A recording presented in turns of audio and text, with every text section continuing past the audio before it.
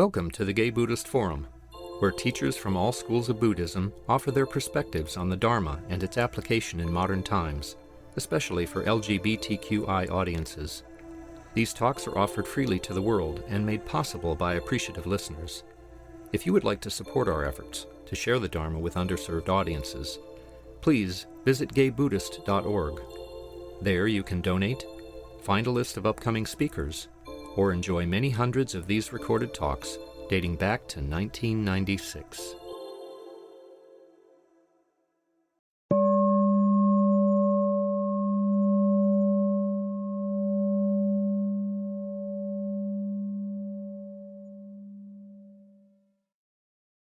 Welcome back.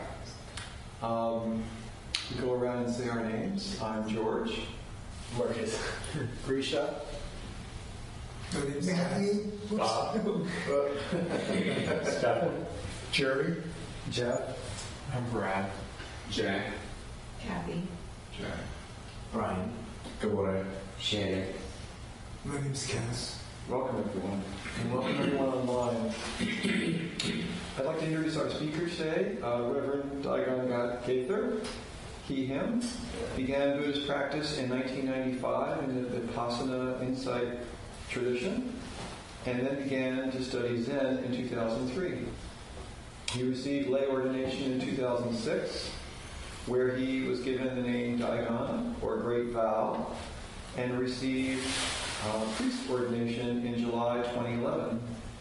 Daigan has a BA in philosophy and religion from San Francisco State University and an MA in Buddhist studies with a chaplaincy certificate and a certificate in Soto Zen Buddhism from the Graduate Theological Union and the Institute of Buddhist Studies. He lives in San Francisco, California, and identifies as disabled, queer, cis, male. Learn more at queerdharma.net. Thank you, Daigan. Welcome. And he's my neighbor, too. Most importantly. Thank you all for being here and online and in person. Thank you for inviting me. The last time I was supposed to talk was Renee and I were doing a series on relationships, and I had COVID for that last session. So I'm really grateful that you invited me back. I want to talk today a little bit about story, about our mind. You know, when you, I don't know how you do it, when I prepare for a talk, I do a lot of studying, I come up with a theme, I do a lot of studying, I get a whole bunch of poems together and a whole bunch of ideas, and then I edit it down, and then I have this whole agenda.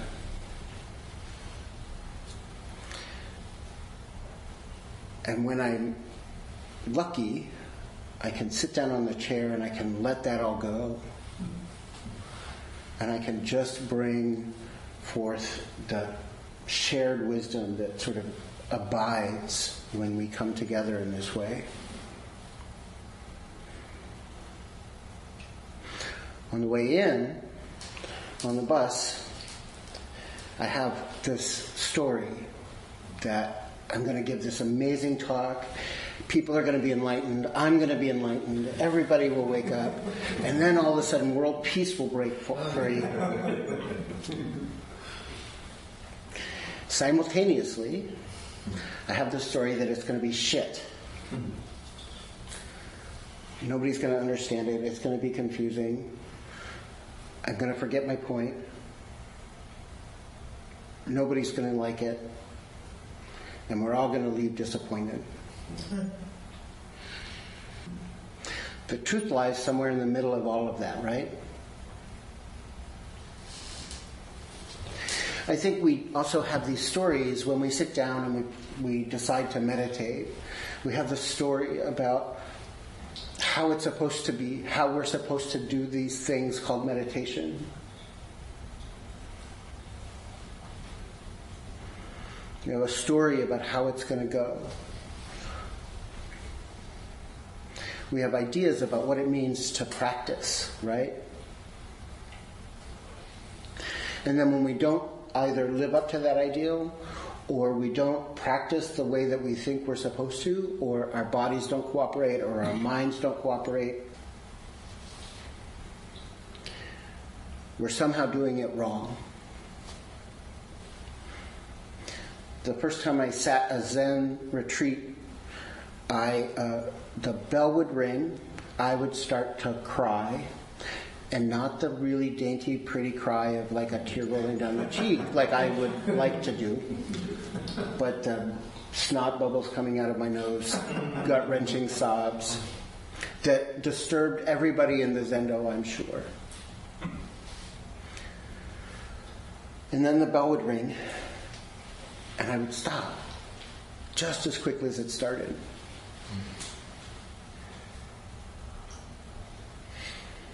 And I remember going to my teacher and saying, I'm doing this wrong, I don't know what's wrong, I don't know how to fix it, I'm disturbing everybody. And my teacher said, just sit. Experience the experience you're experiencing while you experience it.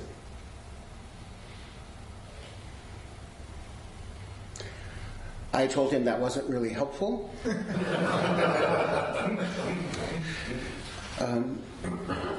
But it's interesting to chew on for a little bit, right? When practice doesn't look like we think it's supposed to look like, when practice is disturbing to other people, is it still practice? Is it still fruitful? Is it still beneficial? The truth is that just before that, the night before that retreat, I had found out that a dear friend of mine had died. It was a dear friend that I'd known a long time, and it was after a series of deaths, including I was working in hospice, and some of my patients had died, sort of one after the other. And so I had this huge well of grief, right? Because grief never comes alone. It brings all of its friends. And it brought all of my friends. And there was this time where I could be quiet and settled and just let the grief come.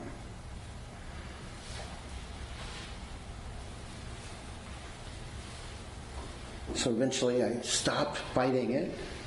I allowed it its full expression, and I was able to settle into something that felt healing and healthy. But only after a lot of struggle, a lot of wrestling with my own ideas about how it was supposed to be.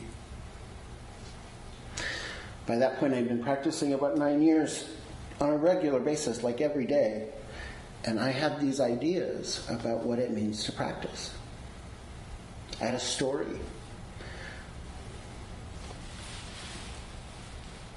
I have opinions and ideas.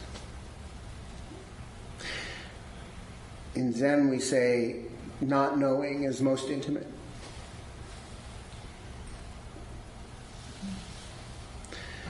We also say the way is easy for those without preferences.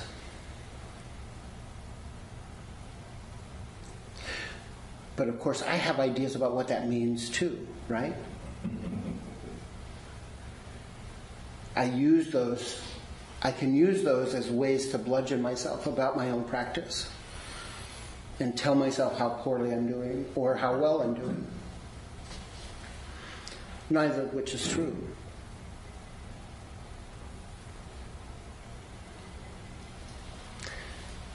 We think that if we practice hard enough, if we do well enough, if we do this consistently enough, that somehow we won't have opinions, ideas, desires, all of those things, right? That somehow we'll be able to transcend the human experience. I've sat now a long time with lots of people, all of whom are fully human.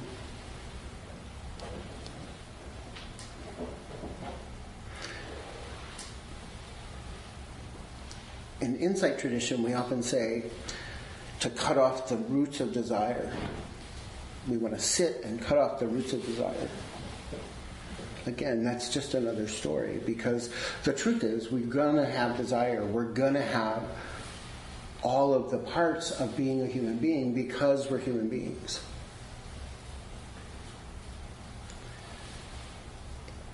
It's not about whether or not I have desire or opinions or ideas or even stories. It's not about throwing those things away. It's about learning how to let them have their expression so that I'm not dragged around by them. So that my stories and ideas and opinions and desires are not making every decision in every moment of my day. And then the recognition that I do that well on some days and other days not so much.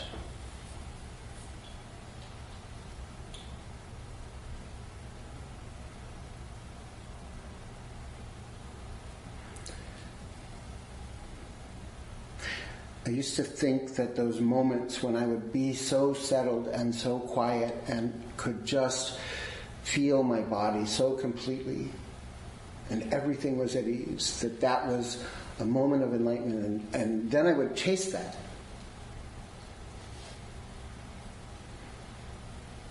And the more I would chase it, the further away it would get.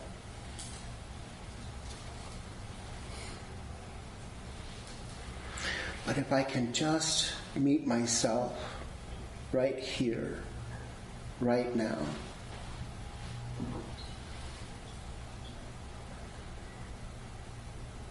with all of those parts of myself,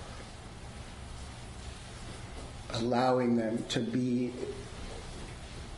fully expressed, fully experienced,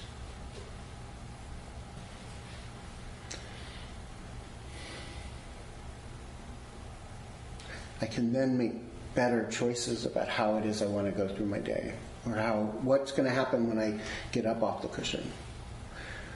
It also becomes a lot easier for me to sit and meditate. It becomes a lot easier for me to do compassion practices and those kinds of things, because I'm not trying to control it or get rigid about it. I'm not trying to control myself or get rigid about myself. If I can sit down on the cushion in front of a room and let go of what it means for me to be a priest, let go of what it means for me to be a teacher, let go of what it means for me to be a practitioner, and just allow myself to tap into what is happening here with all of us. Touch the practice, not cling to it, not force it into my idea.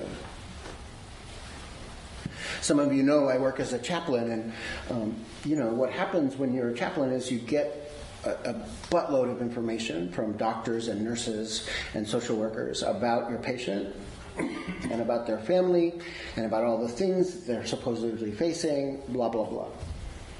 And it's really easy because we're so well trained, right? I have a graduate degree.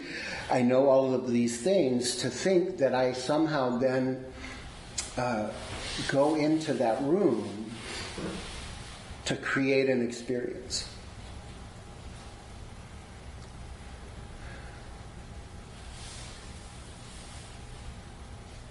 But if I can not go into that room with an agenda, if I can just meet the experience I'm having, healing happens for me and the patient and the family, right?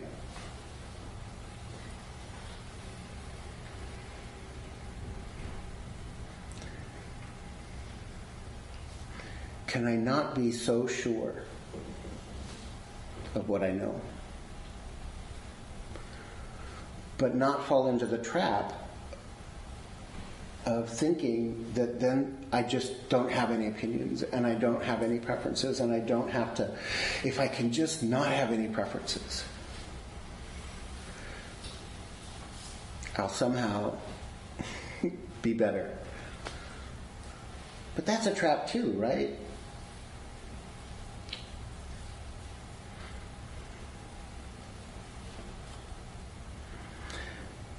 Minds think.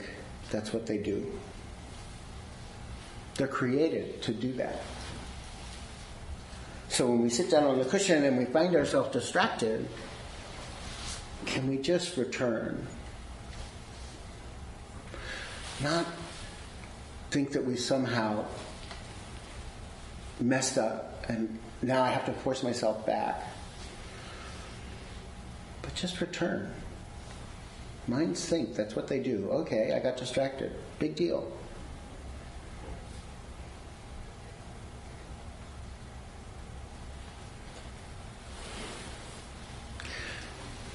I think it's, how many people have been on long retreats, 7 days or more? A lot of times I go on retreats, and especially if they're silent retreats, about day 3 or 4, I've developed stories about all the people in the room with me.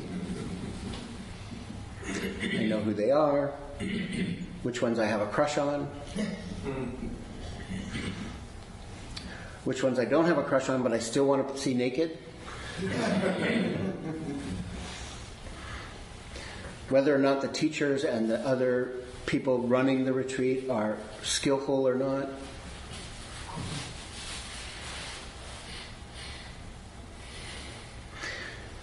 And then the end of the retreat comes, and we gather together and we start to talk, and all of those stories fall apart.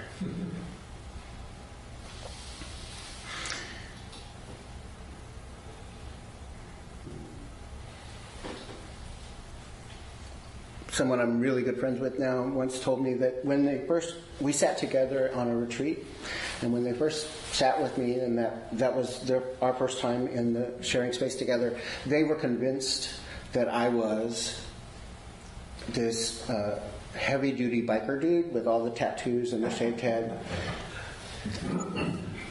and was going to be angry and all of those things, right?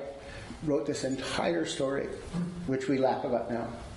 Because he said, as soon as you opened your mouth and the purse fell out,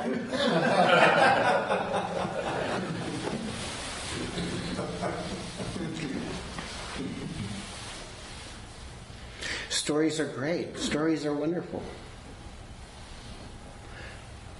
We just don't have to buy them. We don't have to sink so deeply into them that we're convinced so much that they're true that we can't see anything else, that we can't touch anything else, that we can't experience anything else.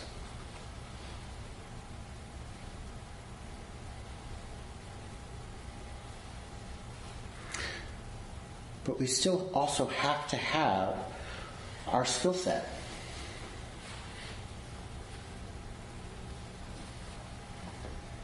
Can I sit knowing that I know what I know and feels comfortable and secure and steady in that place of knowing what I know without letting that knowledge control or make decisions for me any more than I let the ideas about anything else, right? Because it's not about getting rid of these expertise. It's not about getting rid of what we know. It's not about getting rid of anything, but really coming into deeper contact with ourselves.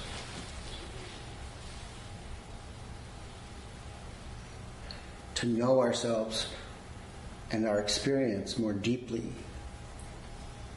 more genuinely.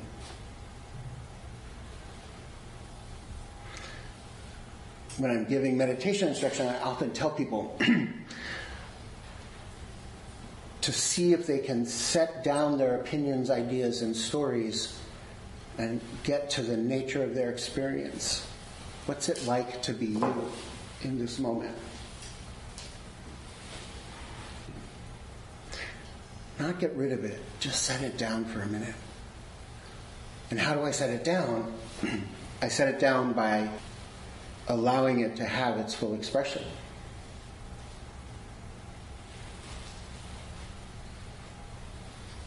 Allowing it to be there.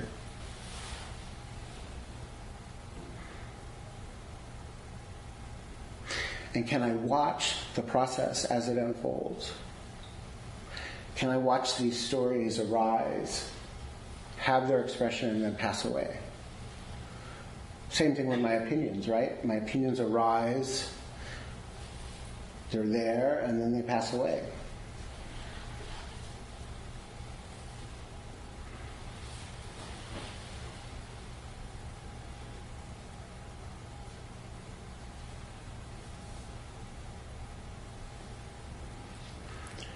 Buddhism is not about creating something special. It's about touching something authentic.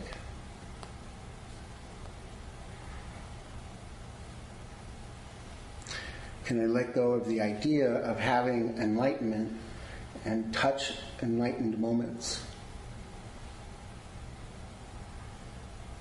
Stop chasing enlightened people and just allow enlightened moments.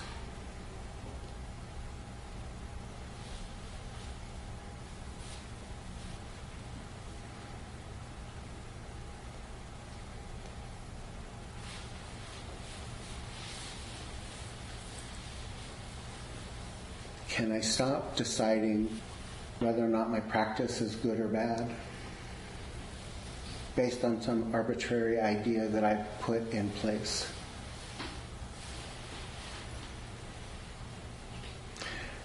It became super easy for me to sit every day when I stopped thinking that I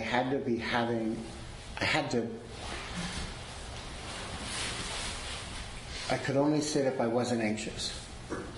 Anybody who knows me knows that very rarely is that ever a possibility. Or if I wasn't depressed.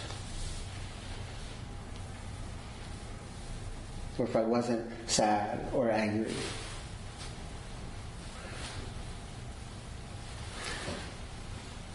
When I was training for a year up in our monastery, I remember going to one of the practice leaders and just expressing, like, I'm so angry, I'm so fucking pissed. And I go in there and sit, and I can't, it's like my body is vibrating.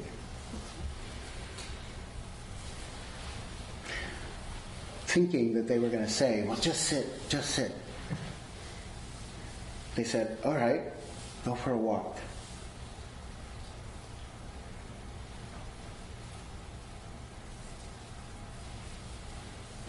Go take a bath.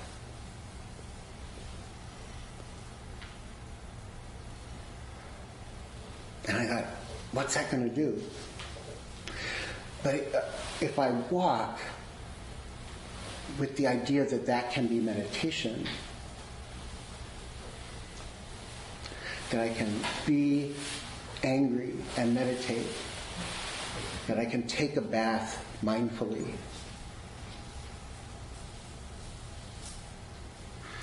somehow that anxiety left my body, at least for a minute, at least for a little bit. So now I just sit or walk.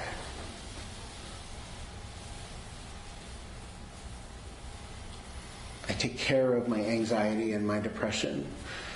I take care of my body in those moments.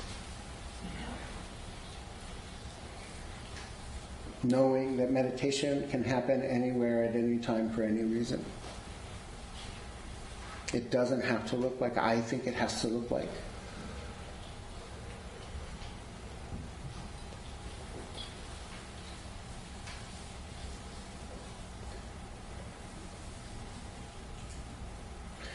We all have stories. So what?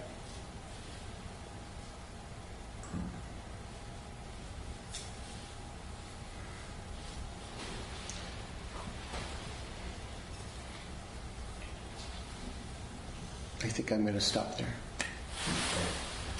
Thank you all. I like to leave lots of time for other people to comment, ask questions, have ideas. Yeah. Say your name first. Jeff, Jeff. thank you for this talk. I've been thinking a lot about story lately. And, well, bottom line is it's not the thing itself, right? It orients us, gives us a feeling that we have some place to stand in the world. And people believe I can get really attached to my story. I was raised in this, I have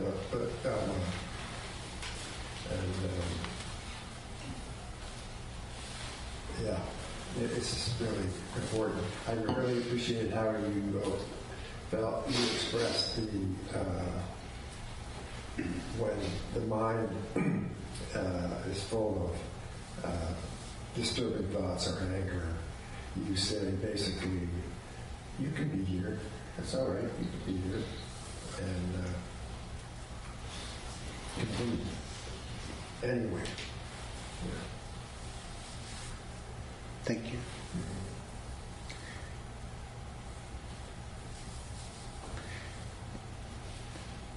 Hi. Hi. Say your name. Brian. Brian. So, story we need to survive, of course, because we're trying to navigate the world.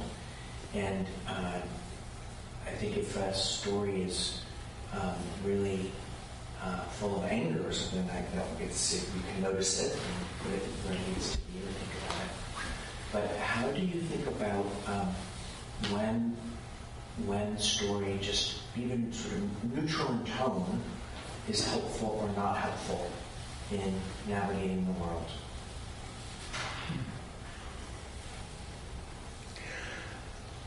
I think when I allow my stories without necessarily being dragged around by them, but I listen to them and I let them tell me what they need to tell me. So then the nature of the story becomes less important. But the information from the story, because it will tell me something about how I feel in this moment, how I feel about the world in this moment, how I feel about the people around me in this moment.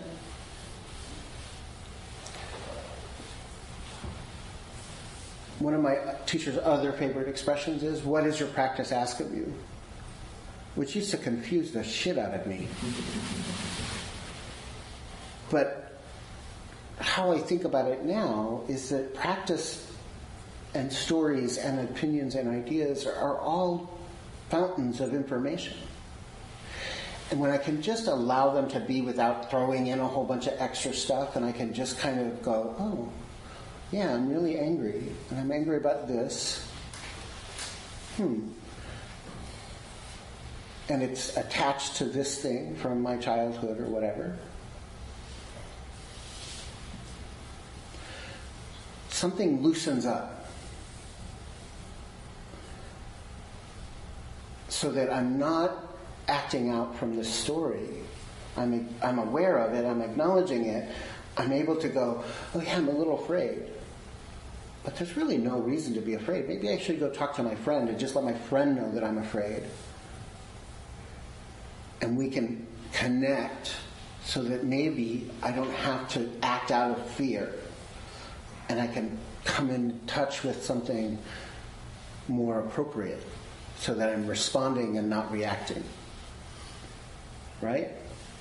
So that's how I think about stories, opinions, and ideas, is they're fountains of information. Which is why it's important not to discard them so quickly. Not to think that we have to push them down or control them. But we can just allow them their expression so that I can glean what I need to glean.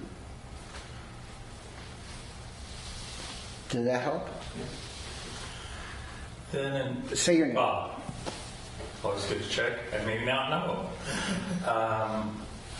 But then for me, the logical next process is an article of faith and trust that you build through practice, which is making a choice and just seeing what unfolds. Right. So that I don't create another episode of blame or mistrust of my way of seeing, and then also interacting, understanding whoever or whatever the situation is going to give me that information where I'm blind or where I see. And we have to be careful, because sometimes we can do that really well, sometimes we don't do it so well, and then I can shame myself for not doing it so well. Right?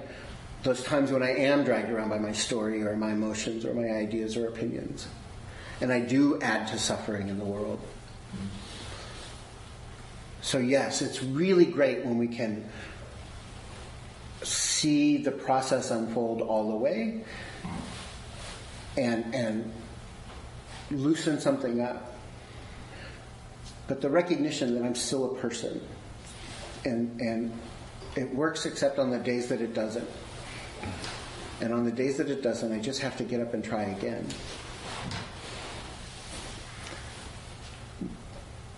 We can't use our practice to bludgeon ourselves any more than we can use anything else to bludgeon ourselves. It's so easy to do that.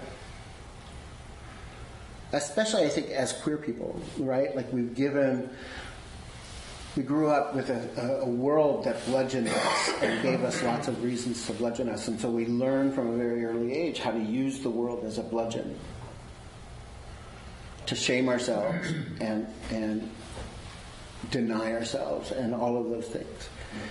And so undoing that, in my case, almost 60 years of practice in feeling like shit about all my choices, it's going to take me a minute to sort of get it where I make better choices more often, right? I hope that helped. I really appreciate that, though, the idea of what comes next. Well, there's always, because everything changes, so there's always a next. Right.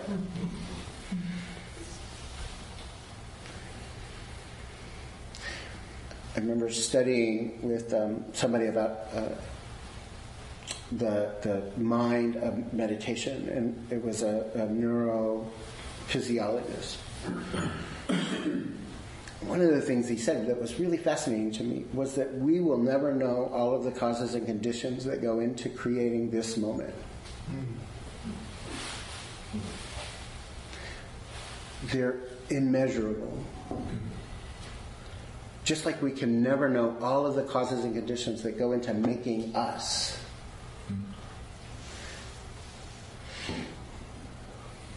We can just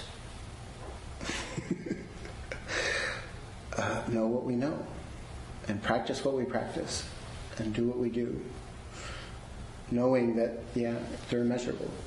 And it's okay. What would we do if we did know all this?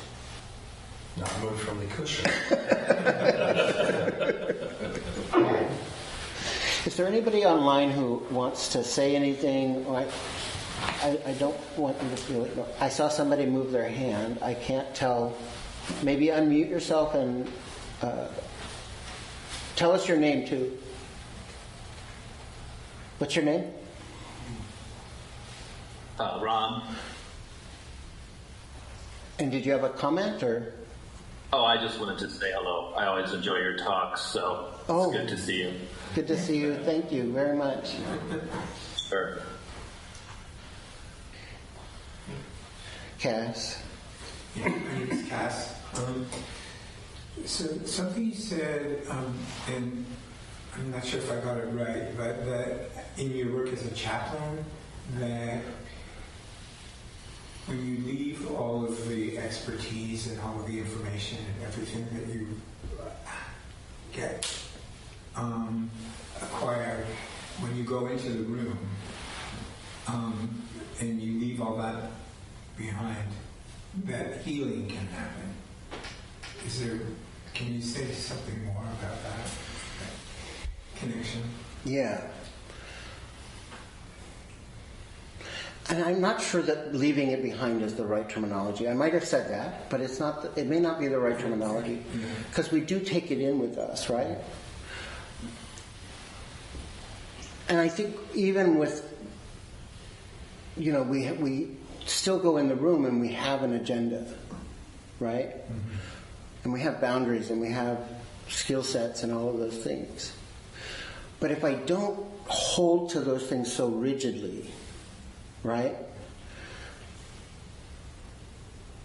When I can bring my tool set in the room, but not think that I have to use all the tools, I can really listen to what's being asked in the moment. And sometimes it's asked without words, right? Just like sometimes I sit if I'm really practicing well, when I sit down to give a talk, I can really let the whole room give the talk, right? I can, my lips move, but your wisdom is what's giving the talk. Same thing in a room with a patient or a family member. And sometimes the healing happens because I was able to hear something that wasn't said. And I wouldn't have been able to hear that if all I did was stick to my agenda and my ideas and my tool set. Particularly because if you are walking around with a hammer, you're only going to see nails. Mm-hmm. So when I walk in the room, if I think that I know something, what I think I know may not be actually what's needed in that moment. And so being flexible and being able to pivot, being settled enough that I can hear the expression in the room. Same thing with my practice, right? Like if I can hear my own expression, some healing comes from that. But I have to be settled enough. I have to let myself be flexible enough.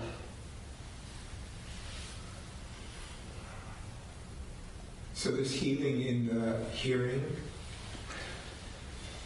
Well, it's in my ability to respond to the hearing, right? It's about being able to respond instead of react. It's about hearing and knowing that, oh, this needs a pair of pliers, or this needs a little WD-40, right, or whatever. It's allowing myself to hear the expression and then knowing how to respond rather than react to that expression. And sometimes the response is, can you tell me more about that? Thank you.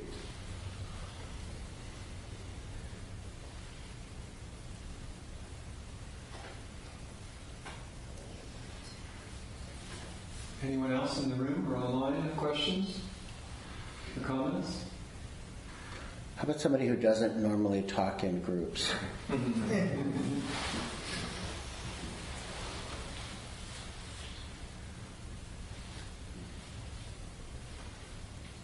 Guess we're good. Thank you, Daigan. Yeah. Thank you all very much. We have announcements. Yes, I'm the host today, and so please stay and enjoy the company of the Sangha. There are refreshments and hot water for tea. I don't think the treats are vegan or gluten-free. I do have some grapes, so I can if you use a cup, just put it in the sink. and I'll take care of it. And I'll be going around with the Dharma bowl to accept contributions to cover our expenses. Your generosity is appreciated. Donations in the range of $10 to $20 help the Sangha meet its expenses. These include honoring for our Dharma speakers, rent for this beautiful center, our quarterly newsletter mailed mostly to people in prison. There's a newcomer's sign-up sheet on Credenza. If you wish to be included and receive our Sangha membership directory, please sign up and include contact information you wish to share with the group. Some members go out to lunch after the meeting. Everyone is welcome to join them. The group meets at the front door around 12:30 p.m. Thank you, Stephen. Jeffrey? We made an announcement on the Google Groups, but for people who didn't get the memo, the registration for the spring retreat is open. April 17 through 21. Vajrapani and Sean Fight Oaks will be the teacher. Thank you. Anyone else? Just a reminder that next week we plan to send out a quarterly newsletter, so if you can come and stay after for the really fun exercise of putting it all together, that'd be great. Thanks. Thank you, Jack. Thank you for doing that. Yeah. I'd also like to thank Marcus and Cass for being our Zoom Hildas today, helping set up the song. And I want to offer up metta, or loving kindness, to the family and friends of Jeffrey Schneider, who passed away this past week. There's someone I had the privilege of volunteering with at Martin DePora's Soup Kitchen over the last year or so. And I'm very sad about his passing, and just want to offer that out there. Thank you, Shamira. Would you like to do it, or should we do ours? We can do the regular one. Okay. But I want to say, Jeffrey's spoken here a few times. Okay. Yeah.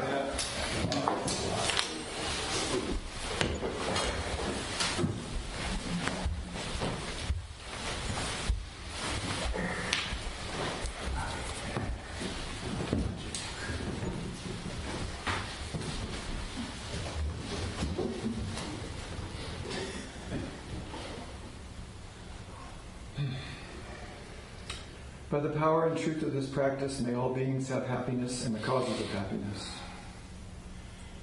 May all be free from sorrow and the causes of sorrow. May all never be separated from the sacred happiness which is without sorrow. And may all live in equanimity without too much attachment or too much aversion, believing in the equality of all that lives.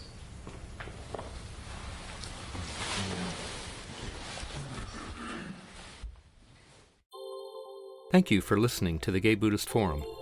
If you would like to hear several new talks per month and be notified of upcoming speakers so you can participate live, please subscribe to this podcast, like us on Facebook, and join our mailing list by visiting gaybuddhist.org.